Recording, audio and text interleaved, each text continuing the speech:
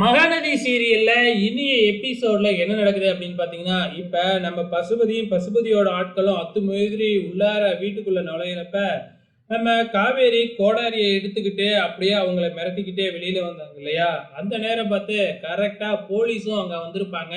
போலீஸ்கிட்ட மறுபடியும் பத்திரத்தை காமிச்சு பாருங்க, அவங்க அப்பா எனக்கிட்ட காசு வாங்கியிருக்கிறாரு இந்த வீட்டை அடமானம் வச்சு. பாருங்க சாட்சி கையெழுத்து யாரு போட்டிருக்காங்கன்னு பாருங்க. இந்த ஏரியா கவுன்சிலரே போட்டிருக்கிறாரு. அவர்கிட்ட நீங்களே கேளுங்க. எப்ப வேணுமானாலும் அவரு சாட்சி சொல்ல வரேன்னு சொல்லியிருக்கிறாரு.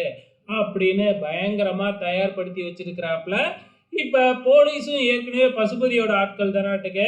அவங்க என்னடான்னா, தயவு செஞ்சு நீங்க ஒண்ணு அவங்க பணத்தை குடுங்க, இல்லைன்னா வீட்டை காலி பண்ணுங்க அப்படின்னு சொல்லிட்டு போயிடுறாங்க. இதுக்கப்புறம் ஒண்ணுமே பண்ண முடியல. இதெல்லாம் பார்த்துக்கிட்டு இருக்கிற பாட்டி மயங்கி கீழேயே விழுந்துடுறாங்க. பாட்டியை தூக்கிக்கிட்டே எல்லாம் ஆஸ்பத்திரிக்கு போயிடுறாங்க. ஆஸ்பத்திரியில் போய் அட்மிட் பண்ணிடுறாங்க. காவேரி இதெல்லாம் பார்த்துட்டு பயங்கர கோவத்தோட வெளியில வராங்க. ஸோ எதுக்காக இவ்வளோ வேக வசனமாக போறா அப்படின்னு சாரதா பின்னாடியே போய் மறிச்சு கேட்டா, நான் இன்னைக்கே அந்த பசுபதியை கொல்ல போறேன் அப்படின்ட்டு கிளம்பிடுறாங்க நம்ம காவேரி. அதுக்கப்புறம் என்னடி புத்தி கட்டி போய் பேசுற, அவனை கொண்டுட்டா நம்ம சரியாயிடுவோமா, நீ மாட்டுக்கு இப்படி பேசிக்கிட்டு இருக்காத, அப்புறம் இங்கே இருக்கிறவங்களாம் அதையே சாட்சியாக எடுத்துக்க போகிறாங்க, எதுவும் பேசாத அப்படிங்கிற மாதிரி சொல்லி மறுபடியும் நம்ம காவேரியை சமாதானப்படுத்தி நம்ம சாரதா வீட்டுக்கு போய் பார்த்தா, வீட்டில் சாமான் சட்டு ஃபோட்டோவிலேருந்து எல்லாத்தையுமே தூக்கி வெளியில் போட்டு வச்சுருக்கிறாங்க. பேக்குக்குள்ளே இருக்கிற பத்திரத்தையும் திருடிட்டாப்புல. முன்னையே இந்த பத்திரத்தெல்லாம் எடுத்து சேஃபாக வச்சுருக்கிறது இல்லையா, இவ்வளோ பிரச்சனை நடக்கிறப்ப இப்போ பத்திரத்தையும் திருடிக்கிட்டாங்க. இதுக்கப்புறம் என்ன, ஒன்றுமே செய்ய முடியாது.